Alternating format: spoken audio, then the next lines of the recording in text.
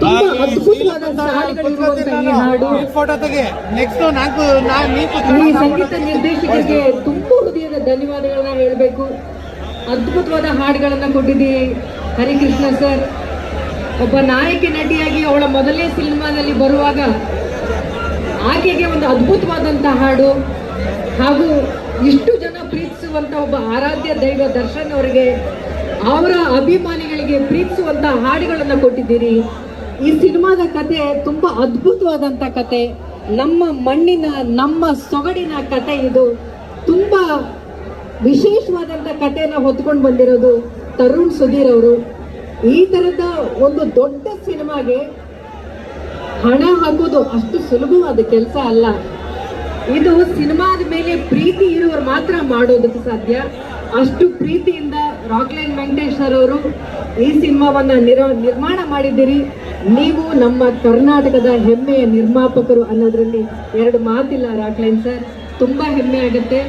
ಈ ರೀತಿಯ ಒಂದು ಕಾರ್ಯಕ್ರಮಕ್ಕೆ ನಿಮ್ಮೆಲ್ಲರ ಭಾಗದ ಹೆಮ್ಮೆಯ ನಾಯಕಿ, ಕನ್ನಡ ಚಿತ್ರರಂಗ ಕಂಡಂತ ಹೆಮ್ಮೆಯ ಸುಂದರವಾದಂತ ನಾಯಕಿ ಸುಮಲತಾ ಮೇಡಮ್ ಬಂದಿದ್ದಾರೆ. ಅವ್ರಿಗೂ ಕೂಡ ನಮ್ಮ ಪ್ರೀತಿಯ ಧನ್ಯವಾದಗಳು. ಈ ಕ್ಷೇತ್ರದ ಎಲ್ಲ ನಾಯಕರಿಗೂ ಧನ್ಯವಾದಗಳು ಅಂತ ಹೇಳ್ತಾ, ಕಾಟೇರ ಚಿತ್ರದಲ್ಲಿ ಒಬ್ಬರಲ್ಲ ಇಬ್ಬರಲ್ಲ ಅದ್ಭುತವಾದಂತ ಕಲಾವಿದರು, ಪಕ್ಕದ ರಾಜ್ಯದಲ್ಲಿರುವಂತಹ ಆಂಧ್ರದಿಂದ ಬಂದಿರುವಂತಹ ಕಲಾವಿದರಾಗಿರ್ಬೋದು, ಕರ್ನಾಟಕದಲ್ಲಿರುವಂತಹ ಪದ್ಮಾ ವಾಸಂತಿಯವರಾಗಿರ್ಬೋದು, ಬಿರೇದರ್ ಆಗಿರಬಹುದು, ಆ ಪುಟ್ಟ ಮಗು ಆಗಿರ್ಬೋದು, ಕುಮಾರ್ ಗೋವಿಂದ್ ಅವರು, ಹೀಗೆ ಹಲವಾರು ದೊಡ್ಡ ದೊಡ್ಡ ಕಲಾವಿದರ ತಂಡ ಈ ಸಿನಿಮಾದಲ್ಲಿದೆ. ನಿಮ್ಮನ್ನ ರಂಜಿಸಕ್ಕೋಸ್ಕರನೇ ಈ ಸಿನಿಮಾ ಬರ್ತಾ ಇದೆ ಅಂತ ಹೇಳ್ತೀನಿ.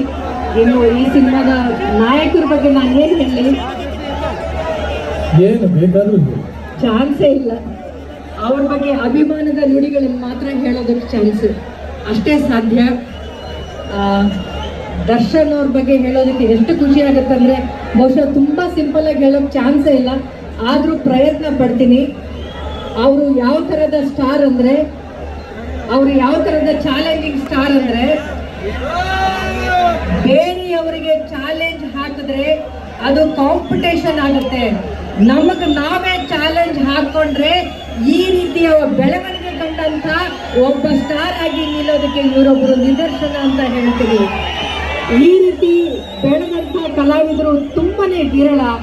ಆ ರೀತಿ ಬೆಳೆದಂತ ಒಬ್ಬ ಅದ್ಭುತವಾದಂತ ಸ್ಟಾರ್ ಹಾಗೂ ಪ್ರತಿಭೆ ದರ್ಶನ್ ಅವರು. ಬಹುಶಃ ದರ್ಶನ್ ಅವರು ನಮ್ಮ ಜೊತೆ ಕೆಲಸ ಮಾಡಬೇಕಾದ್ರೇನೆ, ಆ ಶೂಟಿಂಗ್ ನಡೀತಾ ಇರಬೇಕಾದ್ರೇನೆ ಅವ್ರ ಎದೆ ಮೇಲಿರುವಂತಹ ಅಚ್ಚೆನ ಹಾಕಿಸ್ಕೊಂಡ್ರು.